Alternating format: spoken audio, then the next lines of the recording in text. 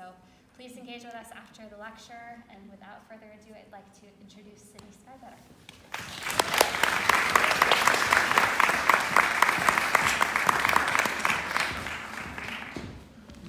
I'll see myself out. Shit. Hi. There's people here, and there's so much space in its own mind. So hi, good evening, you nerds.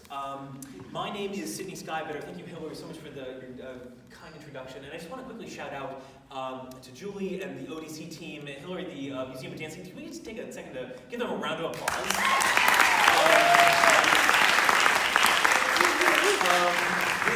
They make this shit look easy. It is not, because I am messy. Hi. So I'm Sydney Skybetter, and let's get weird. Yeah. How are y'all feeling? You all ready for this? You're clearly opting in on something. So one person's clapping. I assume you all met, and they are your designated leader. So. Let's do this. Hi, I'm Sydney Scott. I'm going to keep introducing myself. I'm in sort of a loop here. I'm a professor. It's not a metaphor. I am a Sydney Skybetter, and it's going to stop being funny in a moment.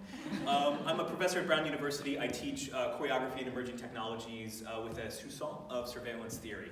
I am fascinated, as Hillary mentioned, with the intersection of emerging technologies and what we've been calling choreography for about 300 years. I'm deeply interested in the history, not just of the Western dance tradition, but how that tradition interfaces with other taxonomies of knowledge, for example, computer science.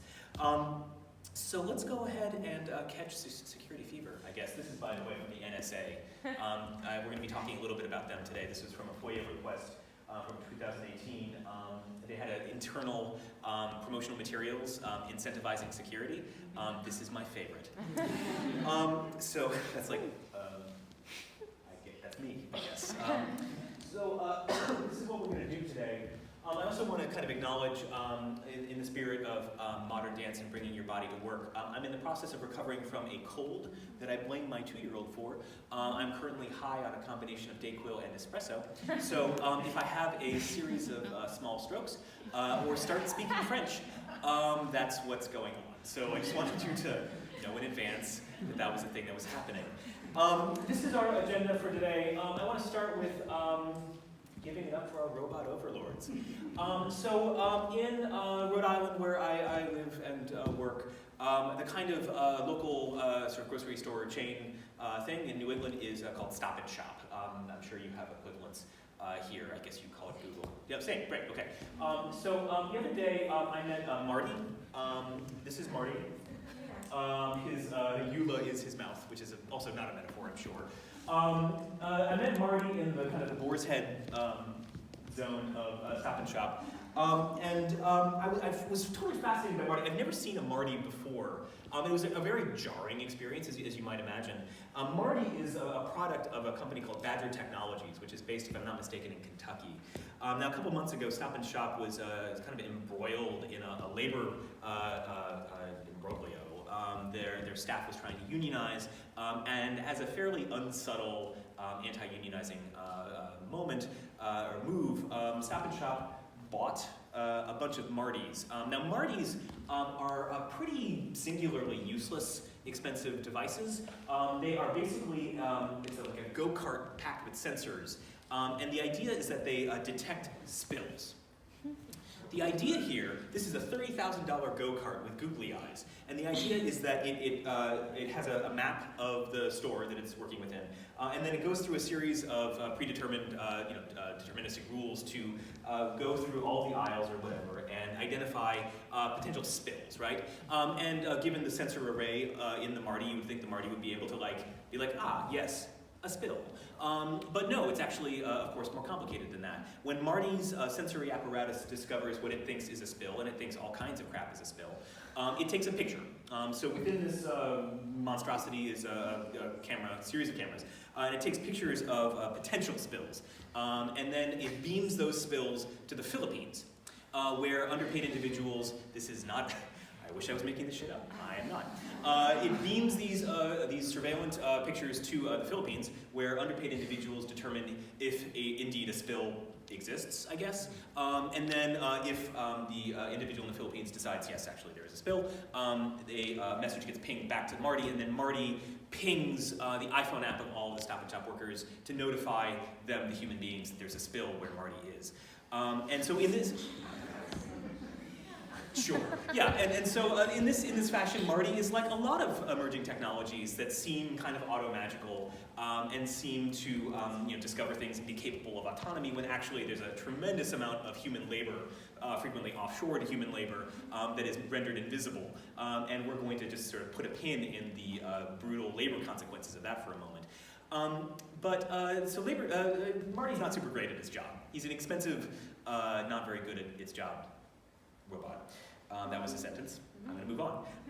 When I met Marty for the first time, I had a seriously abject response, and I was very intrigued because this is kind of what I do for a living. I was like, what the fuck is this robot doing? And I just want some like avocados. Like, why you got to bring work into the grocery store experience?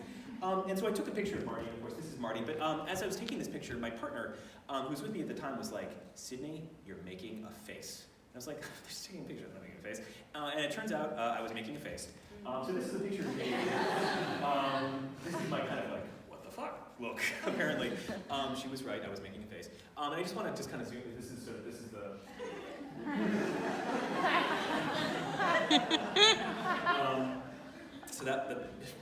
I think Marty won the staring contest, if I'm being honest. But so there's kind of this abject response, right, where I'm not used to or accustomed to being surveilled in this fashion, let alone when I'm shopping for avocados. And so that experience was interesting to me, and I did some research on the Marty, obviously. But then an interesting happened. As I was checking out of the grocery store, trying to purchase my groceries, Marty kind of ambles along in its slow, dumb kind of way. And it turned into like an aisle, like the juice aisle. And there's this woman who had a cart full of, I guess, juice or whatever. She's in the middle of the aisle. And in contrast to me, who was like in a desperate hurry to just get the fuck out of Marty's way, like just to stay clear from Marty, as far away as possible, she did an unexpected thing.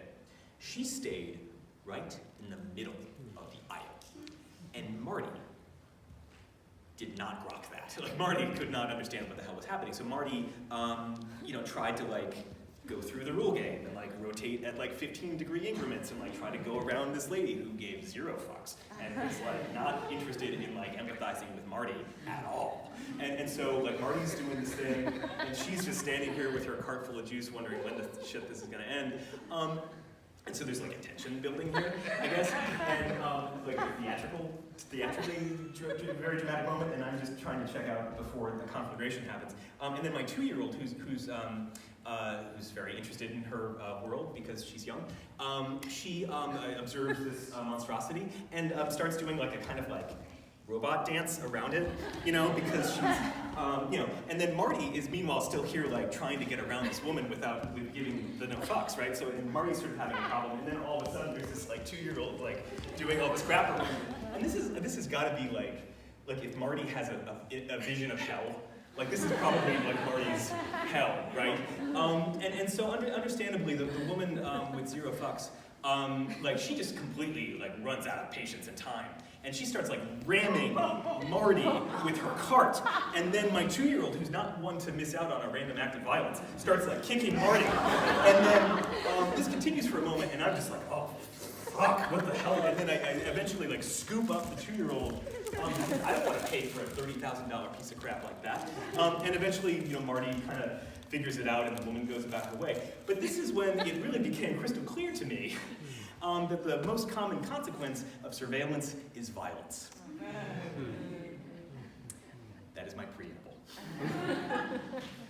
I want to talk about smart sensors. This is a moment when, now going back many years, when I started kind of reorganizing my career towards the investigation of surveillance and emerging technologies. Now, for many years, I was a fairly kind of conservative, conventional choreographer. I made dances on stages, and we rented tickets to people who would observe those dances, and there would be music and emotional experiences were had as a result of dance, I guess. Anyway, sorry, it just sounds like really high when I said it. I was like, oh, dance.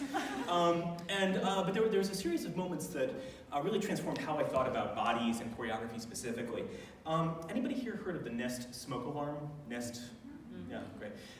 Cool. So a couple years ago, Nest came out with a smoke alarm. Nest, of course, is the now Google-owned consumer electronics company known mostly for the Nest thermostat. The idea being that these are smart devices made by Nest. The idea being that you take an ordinarily dumb device and you cram it full of sensors and software and make it smart, right? This is their business model. I say that with respect.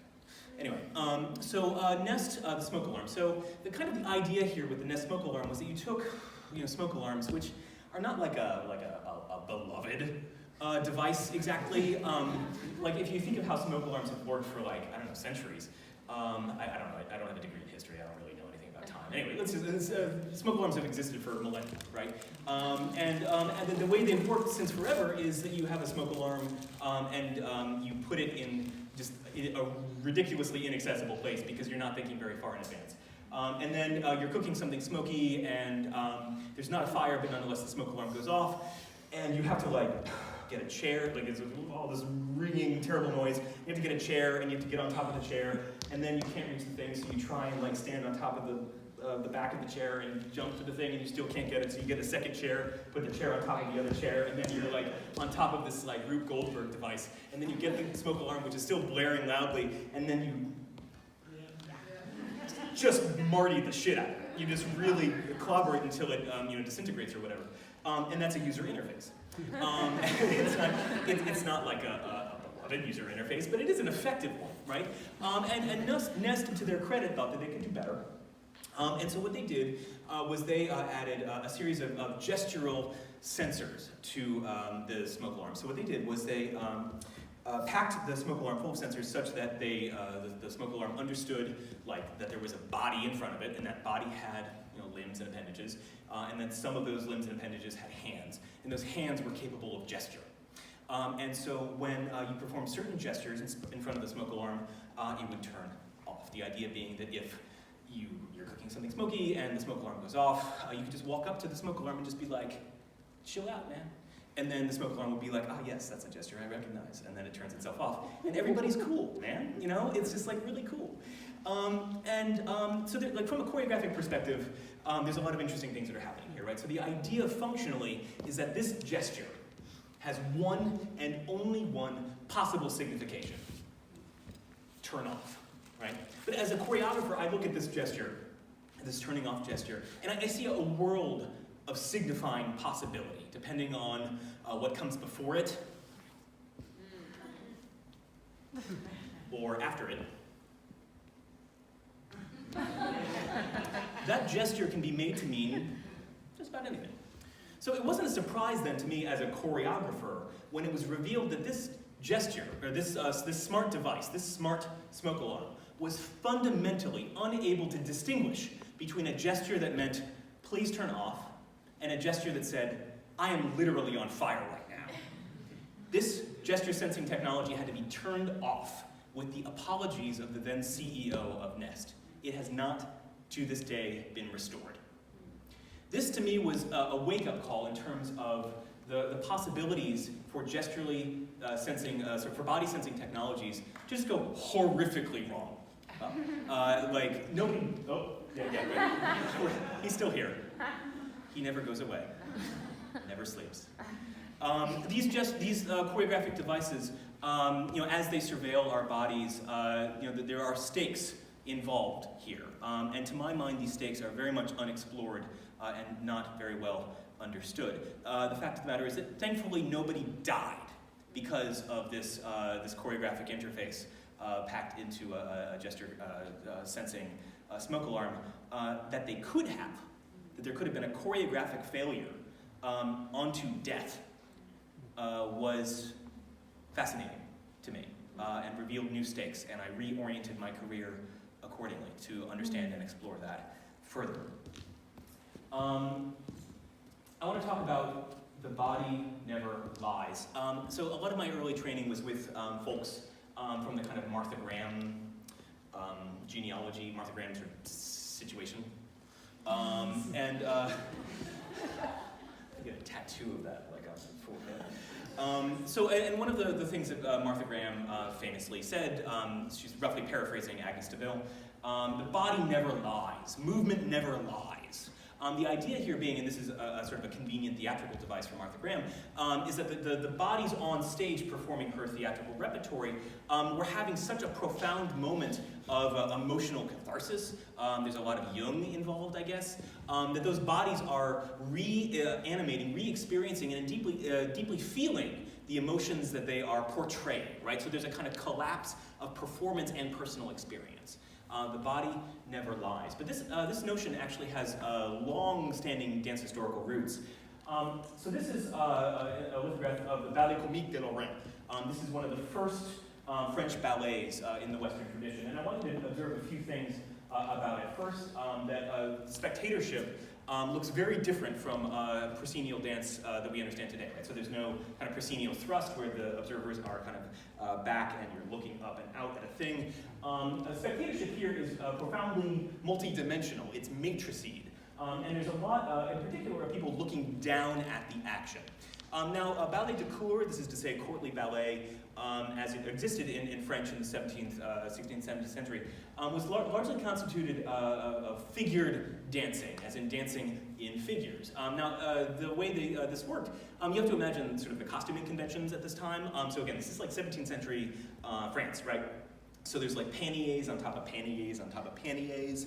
There's all kinds of jewelry. There's like massive wigs involved, some of which held like battleships and shit. There was like a lot happening up here, and all sorts of jewels and corsets and crap. Like, this is not a terribly like mobile group of dancers. The dancerly population were the courtiers, and they had their own, like there was a lot of commingling sort of costuming aesthetics at the time. Suffice to say that a lot of the balletic vocabularies, that was like a high, we call it a battement. I know, that one's for you. There you go. A lot of the balletic moments, thank you 3 people for laughing at that. Shit. A lot of the balletic, I'm going to move on. The balletic vocabularies that we now know and love and enjoy did not exist at this time. And instead we had the beginnings of the balletic form, which was figured. And because these people couldn't move around a lot, there was a lot of like, groups of people like wearing heavy clothing and just kind of like walking. And sometimes when they would walk, they would make choreographed shapes. Thanks to the libretto that the audiences in the stage would, the theater would have in advance, they would know that a certain shape represented a certain emotional experience or a certain geopolitical significance or some sort of thing, so that the audience was able to look down on the action at these people who would walk and make a shape. And then the audience would go, ah yes, a shape. Shit. And then there would be more, and then like another shape would happen, and they'd be like, they're blowing my mind right now, that's another fucking shape. And then they etc. Please clap. I just reduced and made fun of a whole century of French dance tradition. You're welcome. But nonetheless, there was this compression, right? Where, again, the movement of the bodies signified, had a direct signification, a direct symbolic signification. For example, peace between France and Spain, or contentment. These abstractions ultimately, sort of semiotically, didn't matter. The point was that the bodies represented and indeed were the thing. Yeah, the body never lies. Yeah, but I want to foreground the God's eye perspective here. The idea that looking down on a series of bodies moving through space and time can have singular significance, only one meaning possible given certain configurations of movement through space and time. This is going to be consequential as we start working our way through the ensuing 300 years of surveillance theory. There's a kind of counterpoint to The Body Never Lies, to figure dancing, and for me that's Marauder's Map. This is another kind of moment in my sort of personal career as an educator that was pretty consequential in reorienting me from choreographic practice, as is fairly conventional, to something rather different. Marauder's Map came out in 2015, if I'm not mistaken. The personal narrative goes something like this. So I'm teaching dance history at Harvard at the time, and I'm walking in a shape on the quad at Harvard, and I get a Facebook ping that one of our undergraduate students at the time, a dude named Arwin Khanna, had been sort of unceremoniously fired from Facebook. So I want you to imagine, I mean, you know people who went to Harvard. They are very interested in hearing about people who went to Harvard. I enjoyed that bit of witticism. I don't know if you did. Anyway, so the Crimson releases this article, was like, Arwin Khanna got fired from Facebook, and isn't that ironic? Facebook was started at Harvard. Gosh, wow. And I'm reading this at Harvard, teaching at Harvard, and I'm like, well, I guess it is irony all the way down. Anyway, Arwin Khanna was fired from Facebook because of a browser plugin he wrote called Marauder's Map. Now, those of you who are familiar with Harry Potter?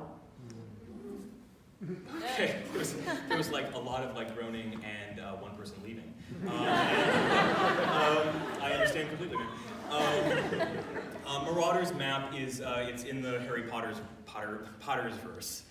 It's like Attorneys General Potter's verse. It's not. Marauder's Map was like an enchanted object in Harry Potter where you have a kind of map that has a god's eye view of all of the, I guess, characters that are important, I guess, in Harry Potter, including some ghosts or something. I didn't read these books very closely, honestly. But the idea being that you're looking down at the thing and you're seeing real-time depictions of where people and objects are in space and time, right? So what Arun did was he scraped Facebook Messenger data for real-time and historical location data attached to individuals' Facebook Messengers, individual messages sent through Facebook Messenger, right? So what this revealed to us, many of us had sort of hypothesized this for a long time, but the idea, the fact that Facebook was attaching latitude and longitude and time codes to every message sent through Facebook Messenger was a revelation. A lot of us had imagined that Facebook was doing some kind of location tracking on some level, but we didn't know that it was so extensive. We also didn't know it was so ridiculously poorly secured that an undergraduate student could create a browser plugin that revealed the real-time and historical location of any user of Facebook Messenger, which is to say about 1 billion people. So what Marauder's Map did was reveal the real-time and historical location data for about 1 billion people. This is now almost 5 years ago. The fact that Facebook was interested in location at this time was significant. It indicated to me that there was something to be gleaned from this location data, that there was a value, perhaps predictive value, to accumulating all of this historical stuff. Now with the benefit of time, we see just sort of how malevolently that data can be used, but the fact that Facebook Messenger generates metadata of all sorts, specifically oriented towards people's movements through space and time, and the significance that generates, that was astonishing. And in that moment, I decided to stop teaching 17th century pirate dances at Harvard and start teaching, because that's actually literally what I did. It was and start orienting myself towards the study and critique of the systems that enabled the en masse choreographic surveillance of our bodies in real and past time.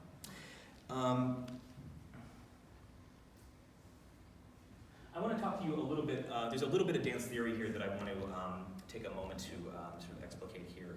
How many of you know the YMCA? Yeah, give it up for the YMCA. Yeah.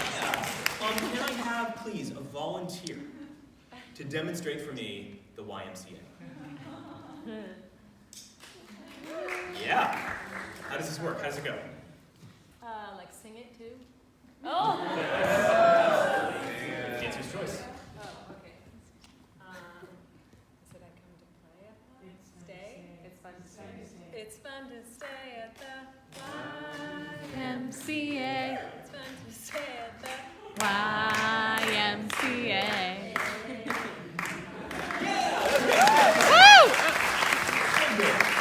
Thank you. I'm going to just mail you a master's degree from Brown University for that. Thank you. It's like, no thanks, I went to Harvard. So I want to observe a couple things that happened just in that moment. Thank you again for your generous gameness, right? So our gracious volunteer first referenced singing the YMCA because there was some kind of relationship between the sonic realm of the YMCA. I just referred to the village people as a sonic realm. That's what I get paid from Brown University to do. High five. So there's a correlation between the sonic and the embodied. You then asked an audience member for clarification on the lyrics. The lyrics have significance. And then there was a bunch of people clapping and sort of singing along. So there was a kind of social, cultural, participatory kind of moment. And then you did a series of movements with your body, something along the lines of this, and then this, and then this, and then this, and then there was some of this. And then you did it again, and then people clapped, right? So that's roughly what just happened. So if we're looking at the YMCA, the choreography of the YMCA from a conventional kind of dance historical perspective, the YMCA is this, it's this, it's this, it's this, and nothing else. Yeah? So this, for me, is a pretty profoundly limiting understanding of what the fuck just happened, because there was a whole lot of social exchange and context that was generated as a result of one person doing a series of movements. Yeah? So there's a little bit of theory here that I want to invoke. This is Andre Lepecki, who's a scholar and dance theorist at NYU. He refers to and explicates, I think, beautifully this notion of choreography as an apparatus of capture. Choreography as an apparatus of capture. The idea here is that choreography is not limited by just moves and bodies and fleshy bits happening in a certain kind of sequence. Fleshy bits in a certain kind of sequence. Good. Yeah, no, I'm crushing it on here. I'm doing awesome, thank you, I agree. It's not just movements in a certain sequence, it is an entire constellation that is inclusive of the sonic and the social and the cultural. There's dynamics of power involved, there's spectatorship. Choreography, when considered as an apparatus of capture, to my mind, encompasses the full complexity of what choreographic performance is constituted of. And so the YMCA is like a kind of classic example of this for me, of the difference between thinking of like shapes and things having this sort of direct semiotic relationship, i.e. the body never lies, and choreography is an apparatus of capture, which is significantly more complicated. I also really appreciate the invocation of capture in the sequence of words because it evidences an interplay of power. We will return to this as well. I want to show you a clip that came out of Berkeley. This is Carolyn Chan et al. This is a bit of, well, I should actually note here, in case it's not incredibly obvious, I'm not a computer scientist. I am a dancer, I'm a choreographer, I am an interloper in computer science. So a lot of my collaborators are computer scientists, some of my friends are computer scientists, but I myself don't have computer science-y words and junk. So there's a non-zero chance, I'm looking over here at Nick and Batuk here, there's like a non-zero chance that I'm gonna like fuck up machine learning or whatever, and I would just ask that you like kind of go with it until the Q&A, at which point you can tell me I'm full of shit. So, this is being recorded, by the way. It's for my tenure file. Just kidding. Everybody Dance Now was the name of a paper that came out 1 year ago from Carolyn Chan et al. At Berkeley. And what they figured out was a do as I do algorithm. It was an algo that could look at a YouTube video or any sort of two-dimensional media and identify a body. And once it identified that body, it could track that body through virtual mediated space and time and extract from that body posture, pose, the body's movements and gestures through space and time.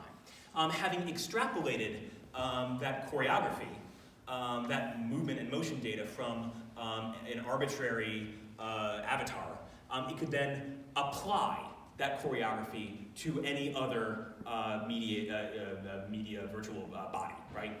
So this is do as I do, where the algorithm takes choreography from a virtual body and applies it forcefully to another. This is a clip from their video that I'll show you now. Bruno Mars figures heavily in the future, by the way. Here we go.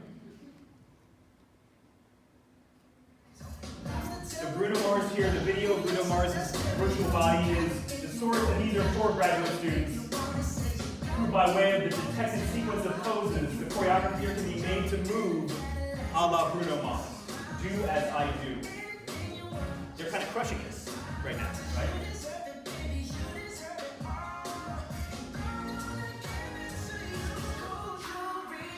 There's some facial oddity, there's some limb occlusion, but overwhelmingly, these the videos of these graduate students have been made to do as Bruno Mars is doing. Now this is the ballerina Misty Copeland doing Tchaikovsky Potteau, and these are 4 graduate students having crisis. But by dint of the algo, wake up. The choreography is extracted, mined from Misty Copeland, and applied to the graduate students. Everybody dance now. Again, choreographic data extracted from a body without any consent. Misty Copeland was not emailed when they used her body enacting Balanchinian choreography. The Balanchine Trust did not get an email for that. Anyway, because those motherfuckers would have said no. The choreography was extracted from Bruno Mars's and Misty Copeland's body and applied to the virtual presences of those graduate students. Now, in the kind of more popular parlance, this is a technology that can be known or identified as a deep fake. Yeah, a deep faking technology, or deep fake software, right? Given the, I hope I'm not overplaying this, the no small amount of violence in the extracting of choreographic data, biomimetic data from a body, and the application, the forceful application of it onto another, again, power is involved. It's not a coincidence that these technologies are primarily used in sex crimes. It's not a coincidence that these choreographic technologies are overwhelmingly used against individuals of color and women. For me, this is an example of a state-of-the-art, very exciting, kind of funny, memeable, widely spread algorithm. They got a lot of press. That has profoundly disconcerting ramifications for where our bodies are and what they can be made to do. This, for me, is a choreographic problem. This is apparatus of capture as well as apparatus of application. I wish this was the only example of things that terrified me, but we're about halfway through, so I guess we should all take just a collective deep breath and maybe stretch out. And maybe, actually, yeah, can we just go ahead and stretch and yawn for just a hot second, bring your bodies to work? Yeah. Kind of go through a little bit of épaumont. That's French for body stuff. It's not. I want to talk to you about a movie that came out in early 2000s called Minority Report. How many of you nerds have heard about Minority Report? I know it's so bad. It's so bad. Yeah, you've seen Minority Report, heard about Minority Report. Minority Report is a Tom Cruise vehicle that in many ways portended a lot of contemporary notions of surveillance and sort of bodily preoccupation with human-computer interfaces. I want to show you a clip from Minority Report. That's Tom Cruise. Or his meat suit, it's unclear. But, here we go. Take a look. Thank you for laughing at meat suit. This is Schubert's Unfinished Symphony. I want you to notice the hand gestures that Mr. Cruise is using here. This is gesture as interface, and that is his black friend.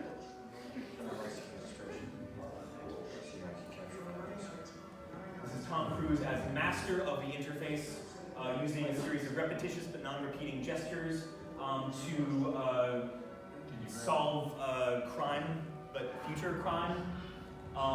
This is like IMDb 20 over here. This is my favorite part. This is a vision of computer interfaces so advanced that they have to use massive USB keys to get data across unnetworked computers.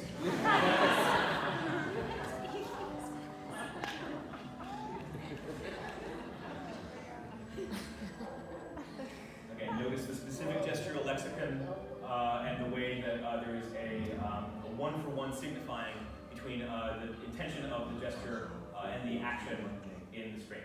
So, Minority Report. The actual film is 17 hours long, and also a racist garbage fire.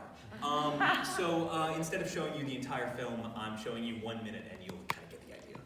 I want to tell you a little bit about the choreographic backstory to Minority Report.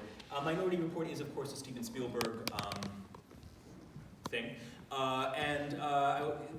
I think this particular movie, this movie is consequential in particular instance because of the gestural interface, which spawned roughly 20 years of human-computer interface investigation. Now, the individual who choreographed those gestures is a dude named John Underkoffler.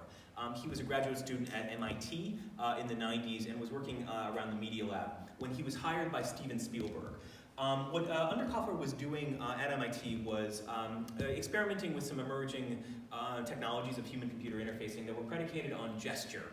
So what he did was Underkoffler built a massive computational apparatus that was able to sense certain hand gestures, and using these gestures, which he called G-speak.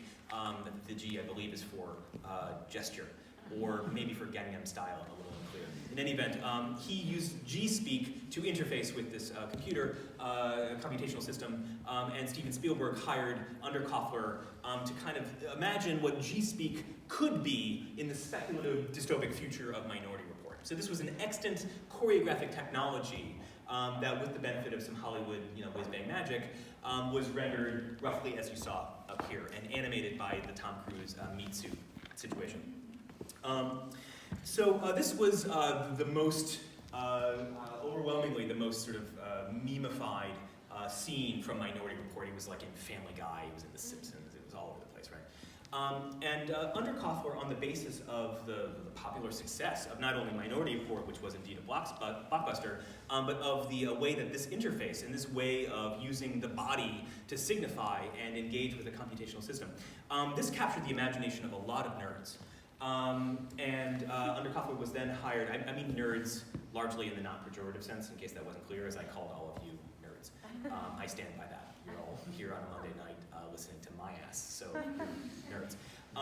Underkoffler was, on the basis of the success of Minority Report, hired by a number of other films to do speculative computer interface design, notably in a series of military-oriented dystopic fiction films like Aeon Flux and Iron Man.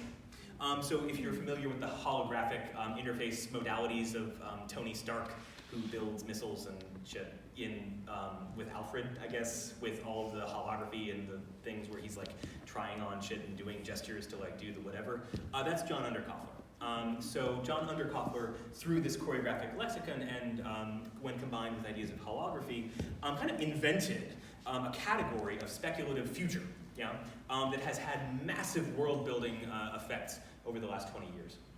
On the basis of his success in Hollywood, it wasn't just Hollywood that was fascinated by these interfaces and specifically the overlap between sort of military-industrial application, i.e. Tony Stark, and this sort of dancerly gesture thing.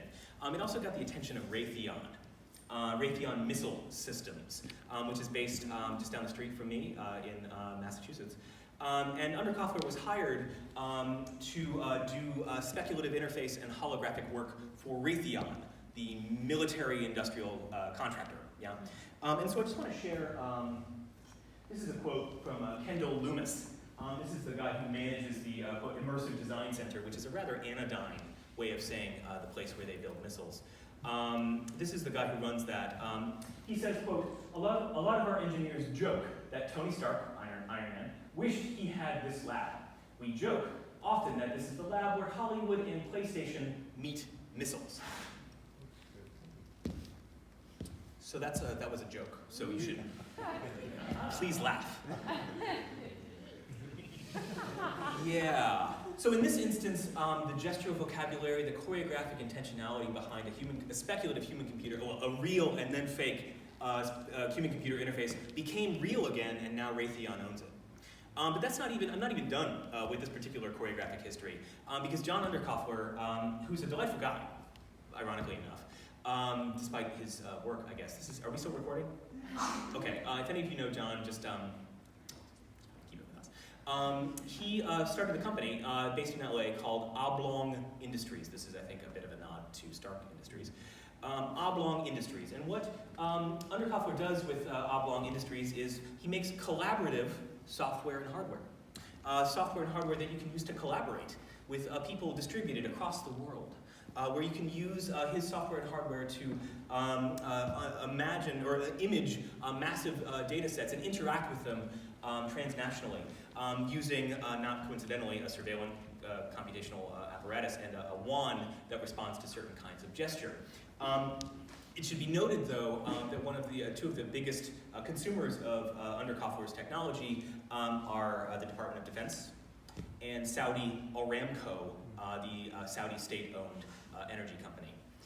In this way, the choreographic imagining of a single human-computer interface designer had prodigious effects, continues to have prodigious effects, not just in transnational culture, but in military defense.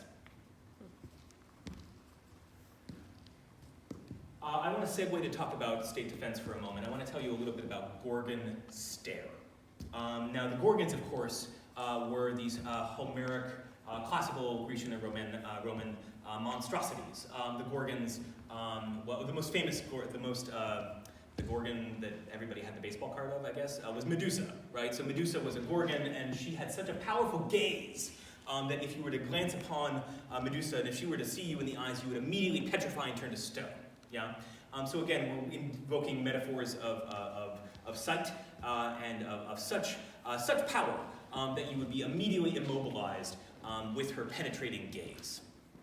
Gorgon Stare is an NSA program that was inspired, not coincidentally, by the film Enemy of the State, starring Will Smith. Also a racist garbage fire, in case you were wondering. Gorgon Stare, and I'm citing here Arthur Mitchell, who has a phenomenal book called Eye in the Sky. Mitchell revealed the existence of this program and has been writing about it a great deal. What Gorgon Stare does was it basically attaches a bunch of high-definition cameras to a Reaper drone. And the Reaper flies in high altitude so as to surveil a target area, right? God's eye mode, yeah.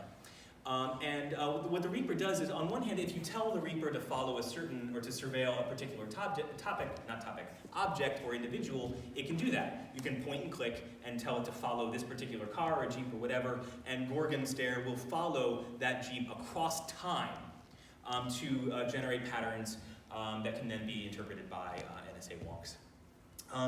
But that's not the only thing that Gorgon Stare does. What Gorgon Stare also does is it has been programmed to understand certain gestures, which is to say, if you imagine, for example, that your car is an extension of yourself, that your car is capable of enacting gestures that signify on the basis of your intentionality, which is to say, your animation and choreography of the car. There are certain gestures that Gorgon Stare will recognize that are enacted by your car that will identify you as a person of suspicious motive. This is to say that Gorgon Stare, while circling not just, by the way, foreign targets, which is where it started, but domestic ones as well, as there have been Gorgon Stare programs in Detroit, in Baltimore, and other places around the United States. What Gorgon Stare does is, on the basis of particular suspect gestures, it will identify your car, which is to say your person, as being suspect, and then track you across space and time for an indeterminate duration, and cross-fix that data with, for example, traffic cameras, etc., until your identity is known. Some of the gestures that the Gorgon Stare is looking out for include U-turns.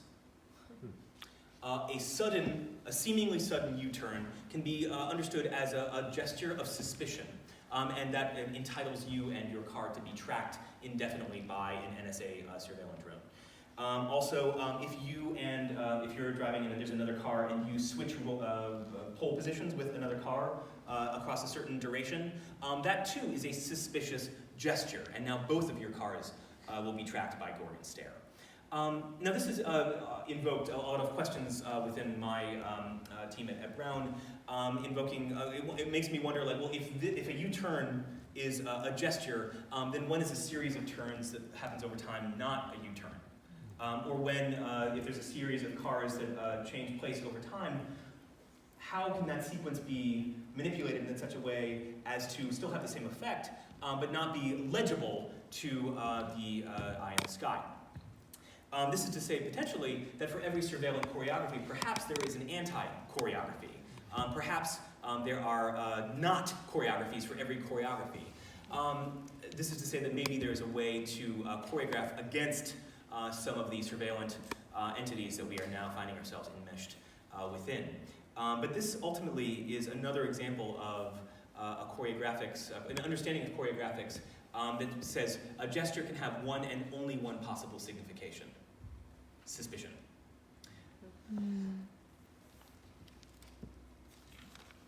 Let's go back to Bruno Mars for a second. What do you say?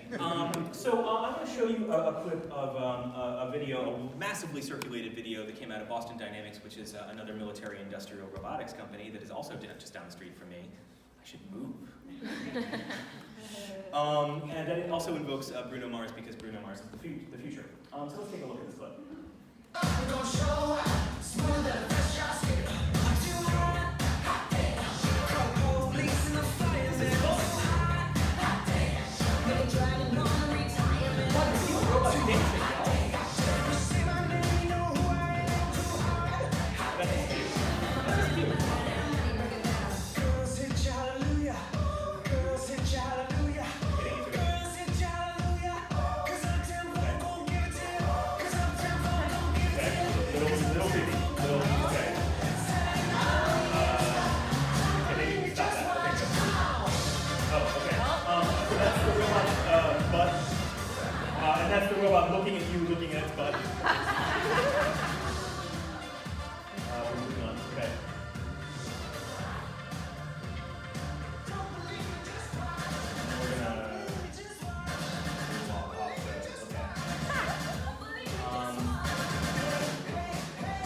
the, wow, Boston Dynamics, everybody. That was fun. Right? Yeah. So a couple things. I don't want to ruin it for you. But I am. So Boston Dynamics, you should have seen that coming. Boston Dynamics, of course, Japanese-owned, American-founded military-industrial company because we live in William Gibson's universe. Thank you, two people who left it. It was founded an offshoot of MIT Media Lab. They lately have been putting out a lot of videos, cute, kind of interesting, deeply engaging, massively proliferated videos featuring robots doing stuff like that, right? So I saw that video a year ago when it came out, that robot, designed to like hold weapons, doing Bruno Mars dancing. And I kind of fell out of my chair a little bit, and not because I was reaching for my smoke alarm, but because I was so kind of agog with that, right? It was so cute and so engaging and so energetic and also so deeply, deeply terrifying that I emailed info@bostondynamics.murderpizza.biz or whatever, and I was like, hi, so I'm in Sydney. I hope this finds you well. I just saw this super cute video of quadrupedal murder robot dancing to Bruno Mars. Could you tell me a little more about what you're doing with that? Like, what's kind of stay in your lane, what's going on? And so within a couple minutes, I got an email back from Mark, the founder of Boston Dynamics, the founder and CEO of Boston Dynamics. He wrote back and he was like, yeah, isn't that cool? We're going to be doing a lot more of these videos of robots dancing. By the way, do you know any choreographers in the Boston area who want to collaborate with us to make more robot dance videos? And also, do you know any potential programmatic partners, venues that would be interested in presenting robot dance shows? Stay in your lane, Boston Dynamics. I fell out of my chair again, obviously. This time because I was reaching for a smoke alarm at the same time as reading my email. I later verified with a number of presenters up and down the New England seaboard that indeed they had received letters of inquiry from the board of directors of Boston Dynamics to produce dance shows with those robots. And just a month ago, we got word that Cirque du Soleil and Boston Dynamics have a contract. to bring, potentially, Boston Dynamics military industrial robots into live art shows, live dance shows, live theater shows, across a transnational audience of the hundreds of thousands of people who see Cirque du Soleil shows every year. I'm sorry? I'm sorry. Why would they do that? Well, that's an interesting question. Why would they do that? The short answer would be art washing, I think. But honestly, I don't know. And I don't know that it's knowable exactly. All I know is that this is part of a demonstrable trend, an overlap between military and defensive interest, and what could be called choreography, dance, art, performance stuff. There's a kind of conception that dance and art and performance exist kind of in their own lane, right, in their own world. The art world, the dance world, as though these things were somehow segregated from one another. And it is my experience now that these things are very much not separate from one another, that there is a prodigious and historically observable overlap between military industrial interest and what we call the dance world.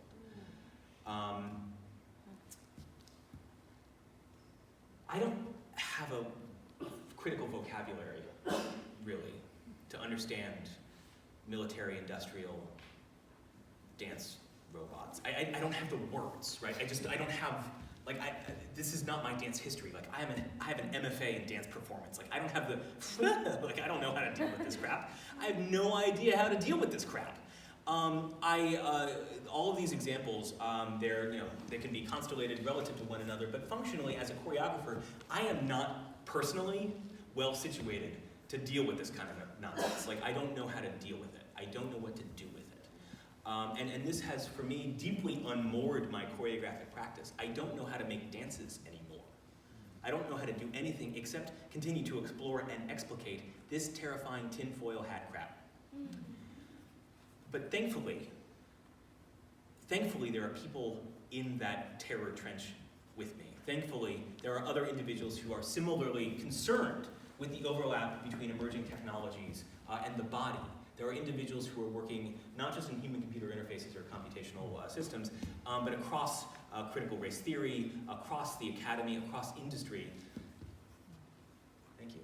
Who are working on the problematics of this stuff. We are in the process, we are in media res, figuring out how to contend in real time with these kinds of issues, not just in performance. I mean, in performance is the easy part. We're talking about performative modes that can be made to exist in theaters of war. There are consequences to these choreographies. And my artistic response, my curatorial response to this state of anxiety and unknowing has been to convene people, to rolodexically find individuals who are interested in foregrounding bodies and embodied concern, foregrounding ethics and equitable inquiry relative to bodies and emerging technology, to start generating some vocabulary, some case studies, to figure out what the work is here. Because I don't think it looks much like the things that certainly that I've been doing for many years. Chosen Family Nerd Gaggle, we have one. It's called the Conference for Research on Choreographic Interfaces, or CIRCE, not coincidentally named for the Homeric necromancer and feminist icon slash sex object, whose narrative in the Odyssey really does demonstrate the danger in mistaking sufficiently advanced technology for magic. The Conference for Research on Choreographic Interfaces, or CIRCE, happens annually at Brown University. And it gathers together people who share these concerns and this want to do the work against the unknowing, who want to do the work against the paralysis of our unfolding techno-hellscape. Visit choreotech.com for more information.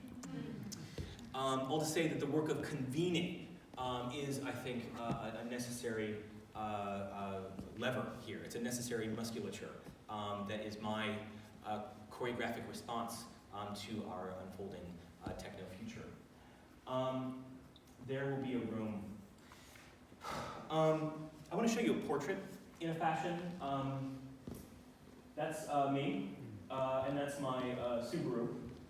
And just behind me, slightly occluded with face gratefully, behind me and unobservable, that's my 8-year-old son. That's his backpack. That's my Subaru, and that's my house. This is a picture that was taken by a superpowered Marty on wheels, known as the Google Maps car. This is a portrait that was taken of me and my 8-year-old son in front of my house by Google Maps. And maybe this is obvious, but I did not consent to this photo being taken. My 8-year-old did not consent to this photo being taken. This is a surveillance moment that happened in my fucking yard that I am not okay with. Now, I'm potentially one of the most positionally privileged individuals that I know. I work for an Ivy League university. I have very little to lose by Google Maps rolling its trolley of surveillance sensors and apparatuses across my neighborhood. I will be fine. There are many who will not be. There are many, for example, Google, not to just pick on Google, they're not the only company that, not to pick on Google, I'm sorry. I'm sorry, I just had a moment of empathizing with a transnational behemoth. Sorry, let me take that back. Google's not the only one here who is reaching into our previously private lives, scraping our bodies and our movements, our beings, not just for data and for imagery, but capital. Shoshana Zuboff, who wrote a book on the age of surveillance capitalism, says this quite well. Our bodies are being mined, mined for data, mined for metadata. And that data is being used, wielded, not just in the interests of capital, but in the interests of violence. It's not a coincidence that Facebook as a platform and its surveillance apparatuses, of which there are many, have been used to incite violence all across the world. This is not just a here thing. This is a wildly distributed thing that is exponentially increasing in volatility because the most common response to surveillance is violence. I want to end with a quote from one of my favorite artists. This is David Jonovitz, an author and artist who died of AIDS-related complications at the age of 37, which not coincidentally is the age that I am today. David wrote in Close to the Knives, "With enough gestures, we can deafen the satellites and lift the curtains surrounding the control room." May it be so. Thank you.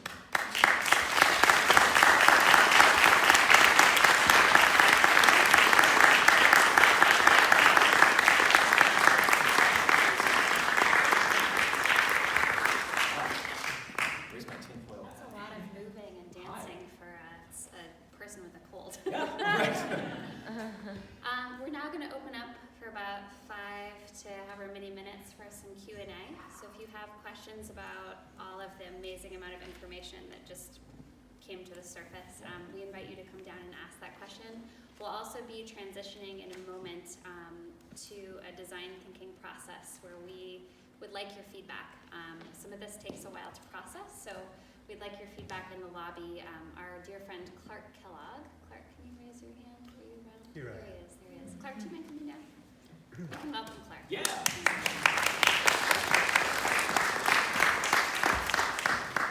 Clark is a colleague, partner with the Museum of Dance, teaches at Haas School of Business at UC Berkeley, and reached out to the Museum of Dance this last year through a wonderful LinkedIn message saying that I used to design posters for all the big New York choreographers years ago. So we've collaborated and come together, and Clark will be leading the design thinking exercise out in the lobby. There will be a lot more food and wine, so we invite you to, of course, stay to the 9 o'clock mark. It will be a different kind of data extraction exercise. A rather more civil and consensual one. So, so thank you, Clark. Yes. So before that happens, I'd like to invite any and all of you to come up for questions. Anybody want to come down, or you can actually ask from your seat too. And just to answer the question on everybody's minds, do I have a therapist? The answer is yes. Should I just call him? Yeah. Please. Hi. So, of course, this is not the State Department, the government, the military-industrial complex has used dance as a way to purport a kind of safe universality to get out into the broader world and say something about who we are, right, to make ourselves seem safer. And if you look back through history, one of the most interesting things, I think, as you look at those relationships is the ways in which choreographers and dancers continue to subvert the semiotic understandings that a government or a military-industrial complex puts on their dancing, right? So I'm curious about what some of the ways you're seeing choreographers, dancers get out from underneath the sort of unilateral meanings that these organizations put on them. Sure. That's a great question. So to try and restate the question is maybe what are some examples of artists or choreographers who are working within these surveillance apparatuses to subvert them in some fashion? Great. One of my favorite examples of this, and there are many, is the work of Raja Feather Kelly. Raja Feather Kelly is a phenomenal and multi-hyphenate award-winning choreographer who not coincidentally hangs at Circe. He gave a brief talk last year where he described how he hangs with the TSA. Raja Feather Kelly is a queer artist of color, and he is, for some reason, always subjected to additional screening at airports, probably because his name is Raja, and he's black, and he's gay. And so the way that he responds to this very predictable outcome of being subjected to this additional screening is to go through TSA lines as slowly and as loudly and as dramatically as he can. So he phase out and talks through the process for an audience, for a captive audience of people who are watching him from their position in line, watching him getting patted down, right? And he is narrating this entire process as it happens, right? And you can imagine the theatrical possibilities to that, right? But so this is an example of surveillance theater, of security theater, rendered literally, where Raja, as an artist, takes a moment of what otherwise would be deeply uncomfortable, physically implicating surveillance, and turns it into a show. It's a show with stakes. God knows he could be subjected to all manner of shit as a result of his theatrics. But the fact of the matter is, whenever he goes through the TSA, this is a thing that he does to draw attention to the vast asymmetries of power in play by dint of being an individual of color with a name like Raja going through an American airport. So Raja would be my favorite example. There are more. I might recommend books by Elisa Morrison or Simone Brown, both phenomenal scholars of surveillance, whose books have many more examples of artists doing things with surveillance. Thank you. Hi. Hi, thank you again for your talk. Yeah. I was wondering if you would want to ruminate on how something like a museum of dance could design consent into its interfaces, because especially for particularly non-choreographic dances. Yeah.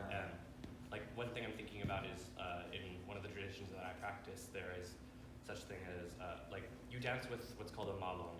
It's the Muslim modesty garment in the Philippines, and I'm thinking about the ways that that garment protects you from things like figure recognition, because the figure that you have transforms so much that you would need to spend at least, for now, 6 years before you could develop something that could recognize that figure. Yeah. That's just an estimate, but what ways can you see these types of educational resources have consent designed into them? Sure. That's a great question. I think that what I don't want to do is choreograph for the museum, or to articulate in advance a kind of choreography of consent for their work and for their ultimately their edifice. But what I can say is the opportunity for an entity to think in advance in architectural terms about consent. That is a singular opportunity. That is an opportunity for what could be called audience engagement, but also for a kind of aggregated consent that allows for a kind of massively consensual preamble to the building of this building. So honestly, I don't know what that looks like for the museum. I can say that they're going to figure it the fuck out. They're on the motherfucker. Thank you. She's nodding. They're on the motherfucker. Yeah, they're on it. Oh gosh, one and then two. One. One of the things that struck me about all of this is that we who work in dance, Yeah. we're sort of in a silo where the rest of society really doesn't get us. Yeah. And there's a large portion of society that just has no connection to us. But these guys do. I mean, for whatever, good, bad, or different, they're kind of getting it. Yeah. So how do you get that mindset into the rest of the population? The question is, how do you get Instead of the biz contractors along with them, Uh-huh. you get plumbers and store owners and farmers, that sort of thing. Also understanding the power of gesture and movement. Yeah. Woof. The question is how to imbue across class and culture an appreciation of the body and its movements, Yes. using dance and choreography as metaphor or mode. Yeah, man. You said much better than I did. Oh man, I don't know about that. I'm just. Whew, yeah.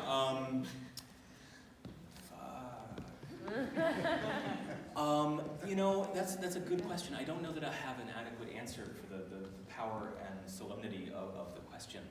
What I can say though is, even if so, dance performance is not like a static thing, right? So, for example, there's this moment in the 16th, early 17th century where a bunch of Italian engineers recreate the Grecian proscenium. And so there's this moment where a bunch of Italian engineers are like, prosceniums are awesome. Everybody should do this crap.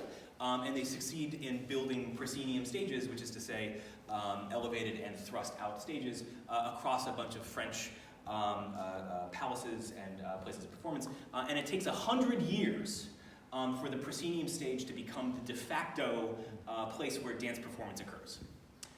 Before that, it took place in the round and people looking down and over, and while you're watching a dance show, you're also probably gambling or talking, or in the case of certain French aristocrats, having sex. True story, look it up. How we define dance performance and how the values, maybe seemingly intrinsic to dance, those shift wildly across time. That it takes 100 years for the proscenium stage to become the de facto means of dance production is astonishing. 100 years, a human lifetime and then some. We are currently in a state where how we understand bodies and dance performance, and performance maybe more generally, is undergoing vast swings. And depending on the platform, depending on your generational skew, what bodies signify could be antithetical to your neighbor right now. For example, like I was brought up to think that this stage was the dance. That the dance happened here by elitely trained, highly disciplined bodies that had thigh gaps. That was my understanding of the dance. Now, with the benefit of a certain measure of retrospect, I don't really dig that anymore. But if you ask any tween with an internet phone that has TikTok on it, which by the way is owned by a Chinese surveillance conglomerate, you should not use TikTok. But if you use TikTok, there is a panoply of dancerly media that is eminently shareable, that is widely viewable and viewed, and is deeply enjoyable, that is lovely, that is fascinating, that is deeply engaging, and that is a dance culture. That is a already widely distributed dance culture that is not the same thing as my dance culture necessarily. But who's to say that with the benefit of additional time, if these dance cultures might not be made into dialogue with one another? I guess my fake answer to your very real question is that I don't know what it means to dance anymore. And I don't know what it means to choreograph anymore. And these have never been particularly stable terms exactly. But in a moment like right here, right now, when there's such a panoply of modes of production for what we could call dance, I think dance is already massively promulgated in our culture. It just doesn't look like we think it does, or think it should. Does that make sense? Thank you for your question. Yes, sir. Yes, fantastic talk. Thank you. Highly enjoyable. We know each other, so this is A question, like, it strikes me that, okay, I make a statement, it's maybe my observation, Yeah. you may agree or may disagree. Like, Sure. Look back in the history, the role of technology is very often in changing the social structure. Yep. Is affecting how human relate with each other. Yep. The new class gets created. Mhm. The new trade, new per se hierarchy gets created. Sure. Are we facing a moment that relationship of technology influencing human structure, the social structure, becomes some sort of a technology versus human, rather than technology Love to hear your thought. So the question is technology like intrinsically adversarial to the body? Like, is there is that a conflict necessarily? Like traditionally, is that the technology create social split or create a social structure, hierarchy, social structure? Yeah. Are we still at that moment that the new technology, the robots coming out, the AI coming out, that enables the new class to be created? Like a new billionaire can be created in 10 years rather than in a lifetime. Sure. Or are we facing a time that the technology itself become a thing? Sure. Itself maybe embodying of a class conflict that didn't Right. exist before its creation. Right. Fascinating. I'm going to give another fake answer to your very legitimate question here. Because I mean, the reality here is I don't know, man. I don't know. I'm dedicating myself to figuring it the fuck out, but I don't know. I mean, this is why we need intimidatingly heterogeneous expertise in the room together to figure that crap out, right? So what comes to mind, again, I would point you to the book, phenomenal sociologist and scholar of technology and economics, Shoshana Zuboff. The Age of Surveillance Capitalism is the defining text of our time. It is also 800 pages long. It's a good audiobook, though, so very compellingly read. I'm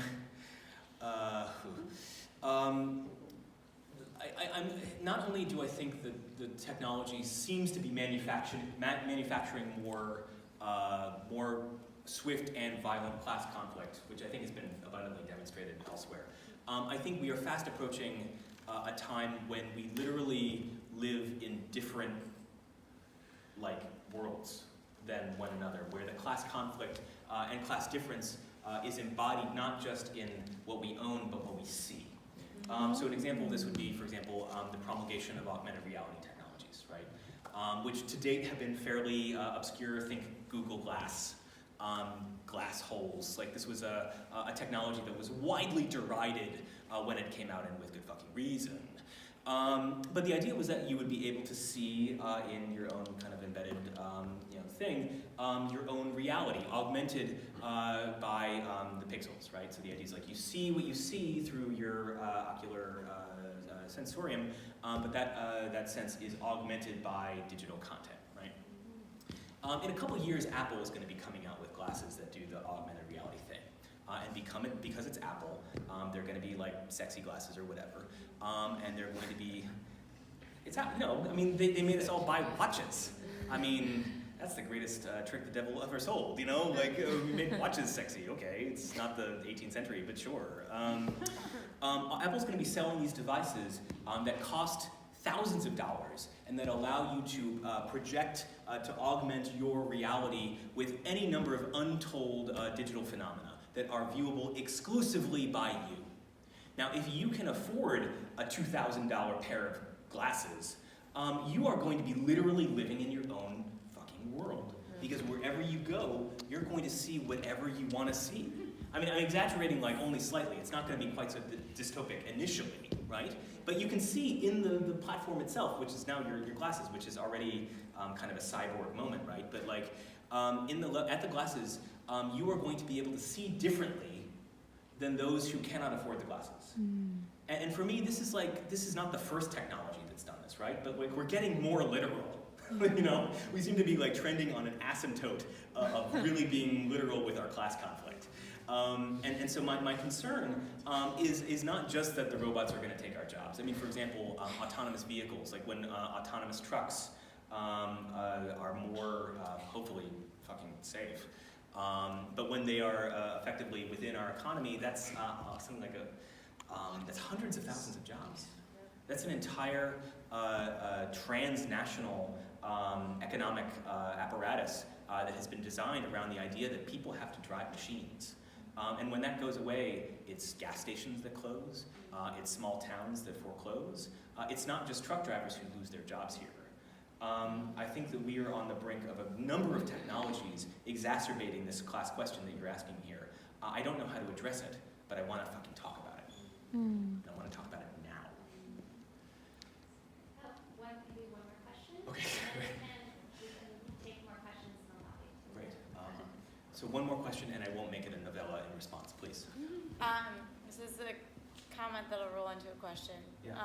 So I had to study Laban Yeah, great.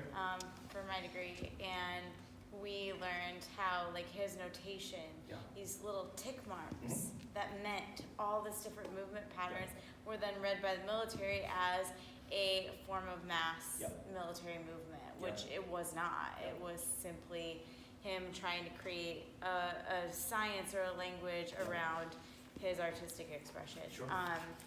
And so then when I studied capoeira, then I learned, oh, this is interesting because now I'm learning this form of actual dance that was Also martial arts. was also martial arts, which was based then to use dance as a way to train to fight, to be in battle, and was trying to make sense of all of that. Sure. And so now I'm reaching this interesting thing. I work with kids. So I see my nephew. Run up to Alexa and say, hey Alexa, play my, Hey girl. play Crazy Frog Yeah. and do these dances. And I'm watching him and I'm afraid because I'm also knowing he doesn't know that Alexa's recording every single thing that he says. Right. Every single word that comes out of his 3-year-old mouth, she's listening to and she's noting somehow in cyberspace, because I'm a dance nerd but not a science nerd. And so then, like, 2 weeks ago, my kids are requesting a song, and so I was sure I have 35-year-olds in the room, and I play Old Town Road. Okay, sure. And I hear 35-year-olds screaming, my life is a movie, bull riding and boobies, and I'm like, what's going on? Yeah. What are they saying? And then they all get into this choreographed dance that I did not teach them, and all 30 of the 5-year-olds are doing this dance together. And my brain goes to this idea that, like, I'm also listening to my brain. Yesterday, my teenager's telling me that the most watched video on YouTube of all time is Despacito by Justin Bieber. And, like, this is what's in their brains and how quickly this information is able to get to them, and then it sticks in their brain. The dances, the music, the YMCA, but it's almost like it's terrifying. Like, I'm watching 5-year-olds scream the word bull riding and boobies and doing a choreographed dance that they didn't learn together in my class. It was somehow learned by them through technology, and it's, like, terrifying to me, so I'm trying to come up with this. Sure. How do I talk to my kids in my dance classes about how special it is for us to put our phones and things away and be in communication, but then be aware of their bodies and their communication when they're around surveillance technology, when they're around their Alexa, when they're, like, just how do you open up that conversation with a 5-year-old? You have kids, that's like, maybe you've started Maybe I've this solved that conversation, one. or maybe you started this conversation with your kid. No, I mean, that's right. So on one hand, I want to, like, acknowledge the generational skew here, right? Because so, like, I'm I don't know, like, cusping millennial, I guess, with, like, a waxing Gen X. Write that down. I made an astrology.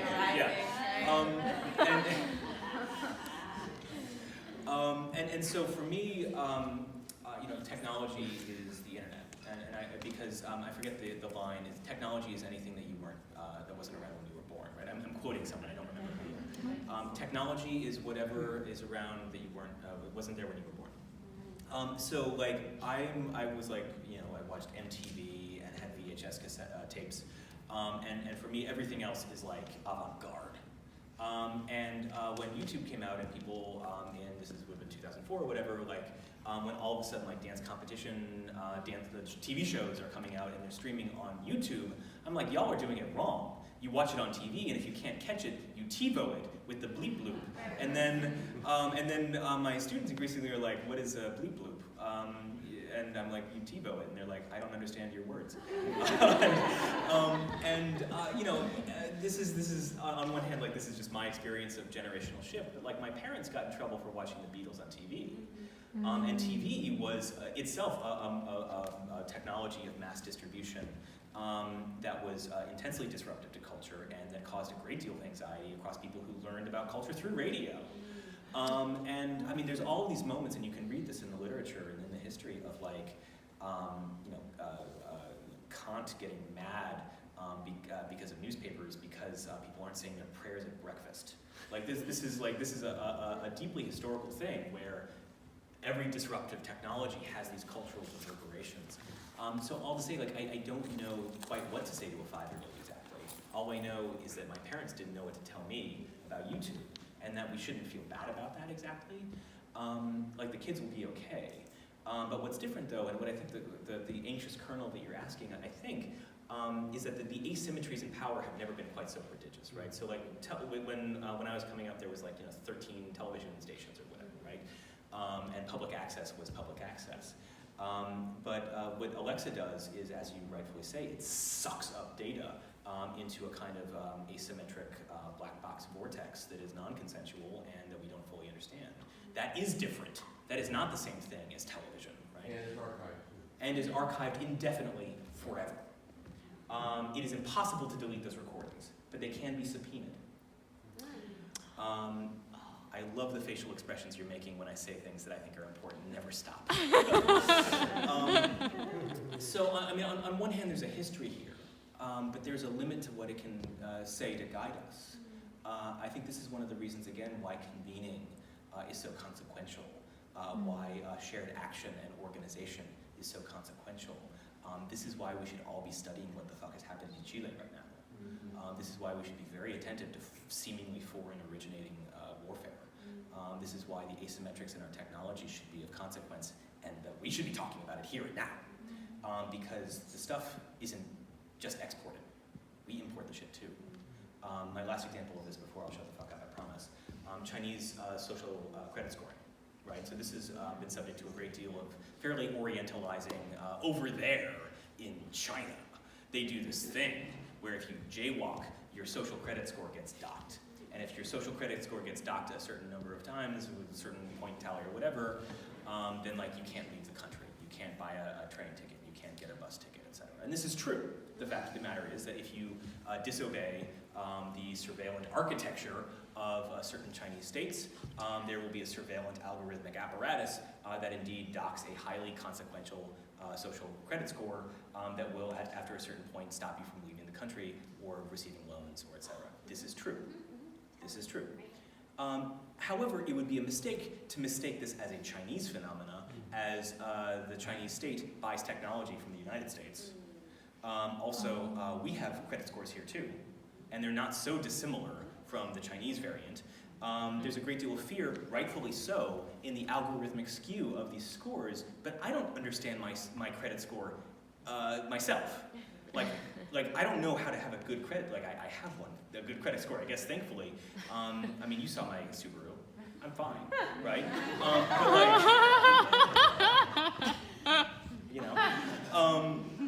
But like, we are already subject to opaque algorithmic apparatuses. Like, this is not an over there thing.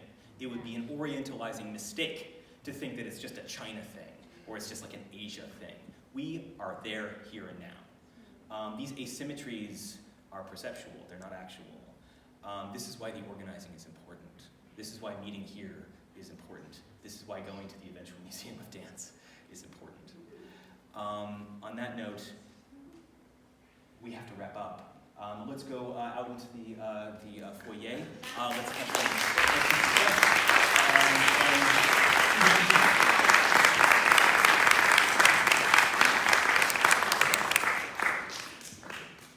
transitions are really tricky, so we're actually going to transition in here. Clark, we're going to let you take away what's goodness. happening next. Oh, Because goodness. you'll get carried away with wine and cheese, and we're glad about that.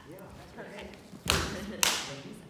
So my job is, I represent Carol Chan and the Berkeley piece of the evening because I'm a professor there.